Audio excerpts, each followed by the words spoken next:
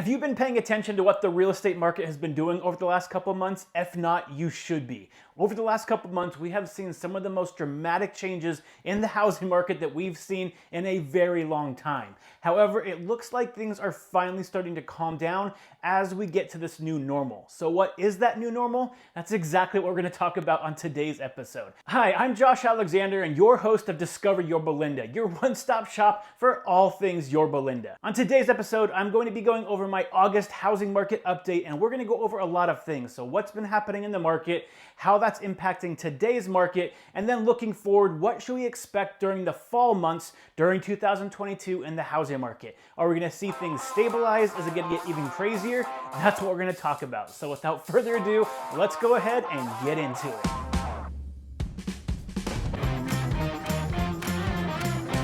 So just like I do in every single one of these monthly housing market updates for Yorba Linda, I'm going to go over four things. One, what's been happening in Yorba Linda's housing market. Two, what's been happening in Orange County's housing market. Three, what does that mean for today's market? And then four, what you should expect as both a buyer and seller if you're thinking about purchasing a home or selling a home sometime as we head into fall. So let's go ahead and start talking about some Yorba Linda specific stats. So in Yorba Linda right now, we have about 128 active homes on the market. Now, just to give you some context, back when the housing market was at its craziest and it peaked back in March, we only had 33 homes on the market in Yorba Linda. So you can see that inventory is slowly starting to rise. We're not at the normal levels yet, but we are seeing it rise week by week and month by month. So if you're trying to purchase a home in Yorba Linda right now, you have a lot more options available to you than you did over the last couple months. So now to get a better idea of what the range of homes are selling for in Yorba Linda, let's go ahead and look at the lowest priced home and the highest priced home that sold in Yorba Linda for the month of July.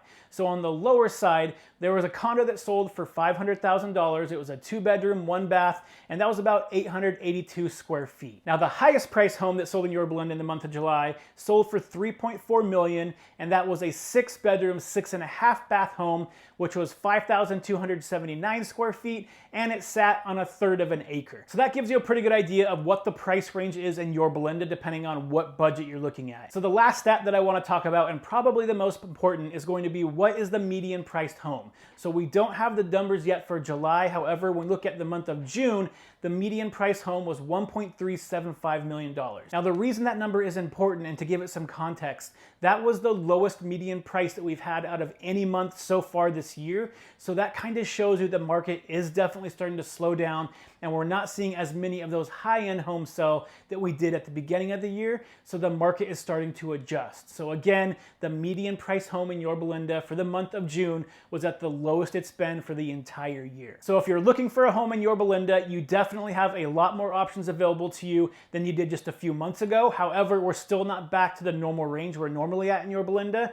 And on the selling side of things, you have a lot more competition if you're trying to sell your home right now than you did a few months back. So you need to make sure that you're pricing accurately. And we'll get into that strategy in a little bit more detail further into this show. So now let's go ahead and look at some of the Orange County specific stats. Let's go ahead and start with the supply side first. So on the supply side, over the last couple months, we've seen supply continue to go up week after week after week. And that's no different in today's market. So over the last 2 weeks, we've seen supply in Orange County go up by about 6%.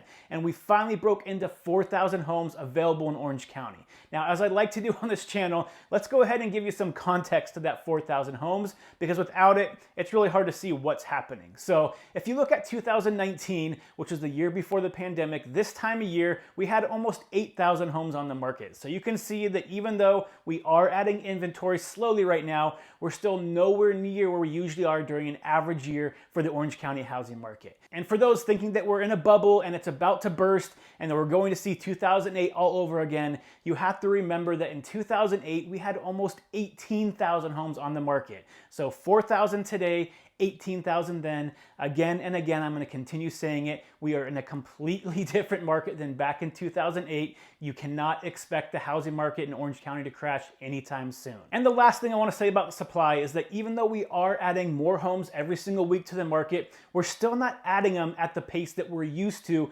especially compared to the pre-pandemic normals. So if you look at the years 2017 to the years 2019, in June, we added about 11% less homes than a normal year. And if you look at through the entire year, we're still about 16% short of where we normally are this time of year for the amount of homes hitting the market every single month. So again, this is just further evidence that you're not going to see a giant flood of inventory hit the market, driving us out of the current market that we're in anytime soon. Now let's go ahead and take a look at the demand side of things. So on the demand side of things, the big story is still going to be interest rates. Obviously, if anybody's been paying attention to the market, you know by now that interest rates have gone up significantly, to say the least, since the beginning of the year. So in the middle of June, we hit a high for this year at 6.28%. However, since then, we've been seeing interest rates start to come back down, and now they're hovering right around that 5.5 to 5.7%. So they've come down almost 0.75% since the middle of June, and that's contributing to the housing market starting to stabilize. So what do I mean by this? Well, let's go ahead and pull up a few graphs because I want to show you what's been happening over the last couple months and what's been happening specifically over the last few weeks, because it looks like we're starting to get to a point where supply is no longer going up as quickly and demand has really started to bottom out, giving the market some stabilization from this craziness that's been happening over the last couple months. So let's go ahead and start looking at the supply side first. So as you can see, supply has obviously shot up since the beginning of the year. However, if you take a look at this graph and look at just the last month, you can see that we're not going up quite as fast as we were in the month of June. So it looks like we're starting to slow down. And on the opposite side of things, if you look at the demand curve, it looks like it's pretty much bottomed out. So demand has definitely gone down. However, even though it is currently low right now, it's seeming to stabilize right around that rate. And a lot of that has to do with the interest rates also stabilizing a little bit lower than they were in June. So what does this all mean for the housing market today? Well, an easy way to tell what's going on in the market is by looking at the average time it takes a home to get into escrow, also known as the days on market. So the days on market, especially when we went through May and June, continued to go up quickly every few weeks. So every 2 weeks, it was going up by about 10 days when we went through May and June. However, we're starting to see that trend slow down. And over the last 2 weeks, the days on market has only gone up by 5 days, going from 67 days on average to 72 days on average. So because we're starting to finally see some stabilization of both the supply and the demand, we're also seeing the market stabilize in terms of how long it takes to sell a home. And that's kind of leading us into this new normal that we're going to be getting used to. Normal? So what is that new normal? Well, at 72 days, we are still technically in a slight seller's market. So anything under 90 days is going to be considered a seller's market, where sellers are going to be able to call more shots than the buyers. However, we are just in a slight seller's market. So instead of getting 10, 15, 20 offers on every property like we were at the beginning of the year, most homes are only averaging 1 to 3 offers right now. So if you're a buyer, this is great news because interest rates have gone down and the demand has also gone down, which means homes are more affordable now than they were just a month ago. And on top of that, you have a lot less competition. So buyers that I'm currently helping right now are having a much easier time getting into homes, getting into escrow at fair market value, and not having to overpay for the house. Now, the thing I want to point out about that last statement is I said fair market value. So we're not seeing homes depreciate right now. However, we are seeing homes go for fair market value, or in some cases slightly above. So appreciation is still happening. It is definitely so down to a crawl, but it's still happening week by week, and home values are continuing to go up because we still are slightly in a seller's market where demand is still going to be higher than supply. Really quick before we continue, if you're finding this information and content useful, can you please do me a huge favor and hit that like button and subscribe button below? That'd really help me out. And if you're watching this on YouTube, make sure you don't forget to hit the bell button as well, because that way you're notified every single week when I release a new episode. And if you have any family or friends that might find this content useful, please consider sharing it with them. It would mean the world to me. Okay, let's go ahead and get back into it. So if you're currently thinking about buying, or if you're currently looking for a home right now, yes, rates have gone up, making homes more expensive. However, if you can afford those monthly payments, right now is a great time to start looking for homes because you have less competition, you're not overpaying for a house right now, and you're able to get into a place without having to extend yourself and also taking away all your protections in escrow. Yes! Yes! Yes! Yes! Yes! Yes! Yes! So a few months ago, if you were trying to buy a home, it was almost expected that you would waive a lot of the contingencies, making it a very risky thing, because if you found something wrong with the property, you weren't able to back out of the deal. In today's market, those contingencies are being left in place in most cases, which means you have more protection as a buyer when you're going through escrow, doing the research phase of looking into what's wrong with the property, making sure it appraises correctly, making sure your loan gets funded. Now that it's a lot more likely to have those contingencies back in place when you make offers and get them accepted, you are much more protected in escrow than you used to be just a few months ago, making it much easier to get out if you find something wrong with the property. So although affordability is definitely down compared to last year, and especially compared to a few years ago, if you're looking to purchase a home, the payments make sense for you financially, you can afford them, you have the down payment you need, and that's going to get you into a place that you want to be in the area, in the school district, and you're planning on being there for the long term. Now is a great opportunity for you to take advantage of this slowing market, to be able to look for homes, place offers, and take your time. A lot of these homes are on the market for 3, 4, 5 weeks. They're not being snatched up in the first few days and having 30 offers on them. You're able to take your time, look at homes, decide which places you want to place offers on, make them competitive. However, you don't have to overextend yourself anymore, and you don't have to be offering $100,000, $200,000 above asking price to even be competitive like you were just a few months ago. So this is great news for the buyers that can afford to get a mortgage right now and have the financial means to do so, because even though the market is not a buyer's market at this point, it is much more manageable. Now sellers, based on what I just said to the buyers, you might be freaking out a little bit thinking, are we at the top of the market? Did I wait too long to sell my house? I'm freaking out, man.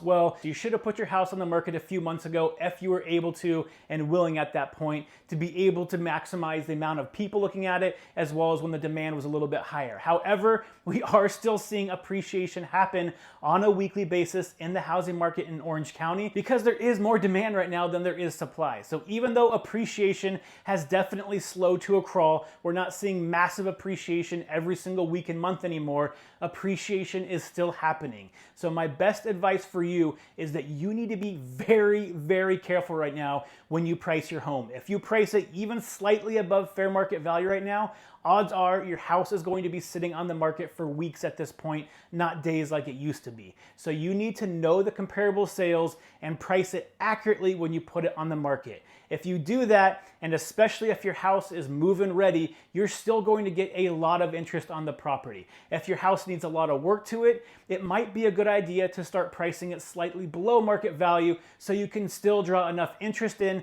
to get multiple offers and eventually drive that price up over market value. But right now, you need to be very careful about pricing because I've seen too many sellers have to do price reductions, and those numbers are continuing to rise every single week as sellers are starting to get used to the fact that we are no longer in this hot seller's market that we've been in for the last 2.5 years. So if you're thinking about placing your home on the market, again, it's still a slight seller's market. The odds are in your favor, but you need to make sure you have the right team around you. You need to price it correctly. You need to have it marketed properly, and that means marketing it to as many people as possible through photos, through 3D tours, through videos.